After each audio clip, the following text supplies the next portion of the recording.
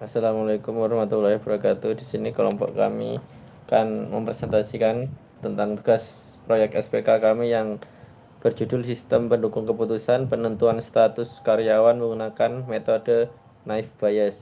Nah, di sini kami ada kelompok yang pertama ada Muhammad Hafiz Syakbana, terus Agus Prasetyo, Muhammad Sultan Mufti, dan Andika Bagus Wicaksana Aji. Nah, metode penelitian. Dalam penelitian metode yang digunakan adalah naive Bayes untuk menentukan status karyawan. Nah, metode naive Bayes adalah metode yang menggunakan teorema Bayes untuk menghitung probabilitas bahwa suatu data termasuk dalam satu kelas. Rumus naive Bayes P dalam kurung H per X sama dengan P dalam kurung X per H terus kali P kali H per P X. Nah, pada keterangan X merupakan data dengan kelas yang belum diketahui. H hipotesis data pada suatu kelas yang spesifik. Nah, PX merupakan probabilitas dari X. Nah, PH merupakan probabilitas dari hipotesis. Sedangkan PX per H probabilitas X berdasarkan hipotesis H. Nah, PH per X merupakan probabilitas dari hipotesis H berdasarkan X. Selanjutnya adalah penentuan variabel dan himpunan. Dalam penelitian ini, kami menggunakan 4 variabel, yaitu absensi, skill, penilaian, ladder, dan pelanggaran. Dari 4 variabel tersebut, selanjutnya akan dibentuk 3 himpunan menjadi baik, cukup, dan kurang. Berikut ini adalah nama variabel dan himpunannya. Untuk absensi, 0 bernilai baik, 1-2 cukup, lebih dari 3 bernilai cukup. Untuk skill, penilaian ladder, dan pelanggaran dan sanksi dapat dilihat di himpunannya seperti pada tabel. Next. Berikut adalah sampel data yang penelitian kami gunakan. Ada NIK, absensi, skill, penilaian, pelanggaran, dan status. Ada 10 sampel data yang kami gunakan. Dari MS 01471 sampai dengan MS 01496. Next. Berikut adalah data uji perbandingan. Hitung PXK per CI untuk setiap kelas. Masing-masing kelas dihitung absensi, skill, penilaian pelanggaran, nilai oke dan gagalnya, lalu dihasilkan nilai oke dan juga nilai gagalnya.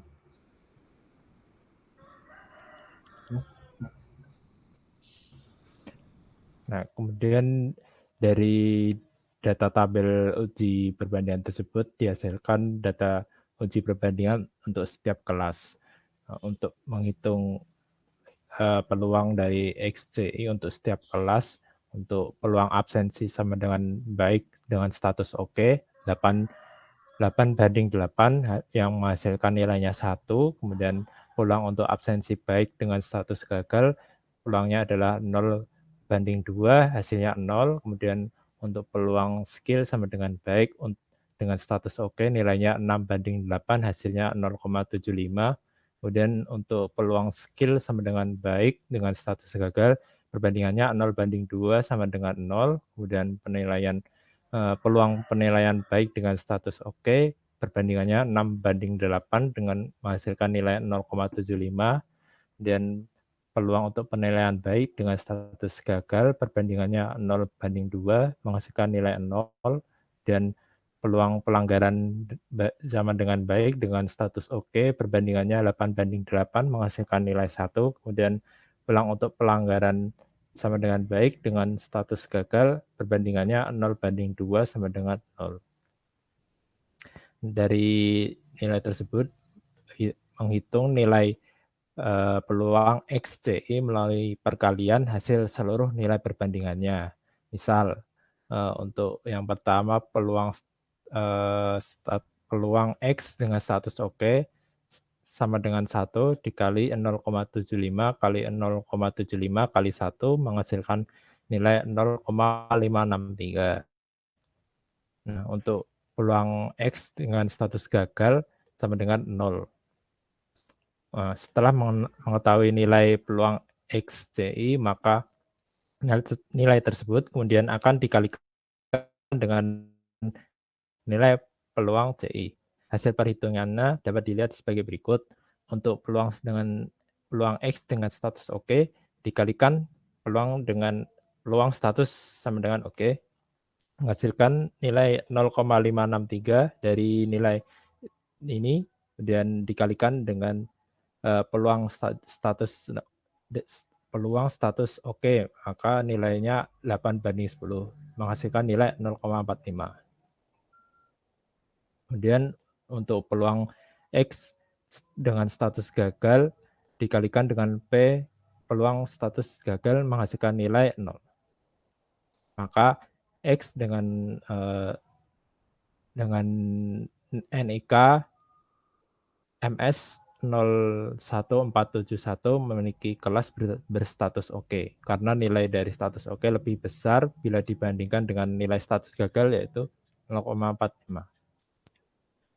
Oke, kemudian dari segi implementasinya atau UI-nya, yang pertama yaitu form login system.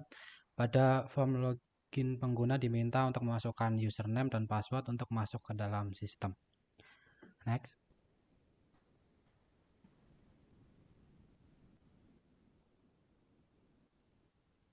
Next. Kemudian terdapat menu data training.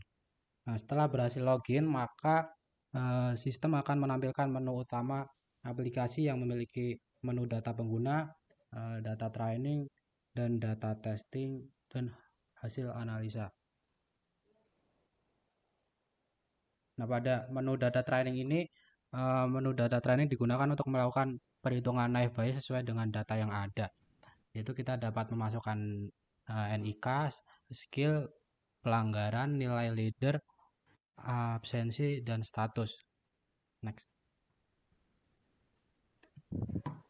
Kemudian pada menu data testing digunakan untuk mengelola data yang akan diuji untuk mengetahui hasil dari status dari data testing tersebut. Pengujian yang dilakukan melalui form analisa. Next. Kemudian pada menu data analisa, hasil dari analisa algoritma naive Bayes, data yang diinputkan pada form data testing tadi akan diuji menggunakan data yang ada pada data training. Hasil uji tersebut ditampilkan pada menu analisa yang di sini. Next. Kemudian kesimpulannya dari yang pertama yaitu metode naive Bayes digunakan dalam penelitian untuk menentukan status karyawan berdasarkan nilai fitur-fitur tertentu. Kemudian yang kedua, teorema Bayes digunakan untuk perhitungan probabilitas bahwa suatu data termasuk dalam suatu kelas. Kemudian yang ketiga, proses perhitungan dilakukan dengan perhitungan nilai peluang XCI untuk setiap kelas dan menghasilkan nilai probabilitas untuk setiap kelas. Kemudian yang terakhir, data uji kemudian diklasifikasikan berdasarkan nilai probabilitas tertinggi.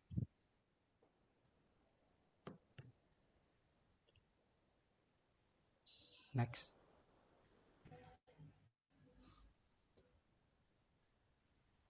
Terima kasih. Inilah dari hasil kerja kami. Ada kurangnya mohon dimaafkan. Wassalamualaikum warahmatullahi wabarakatuh.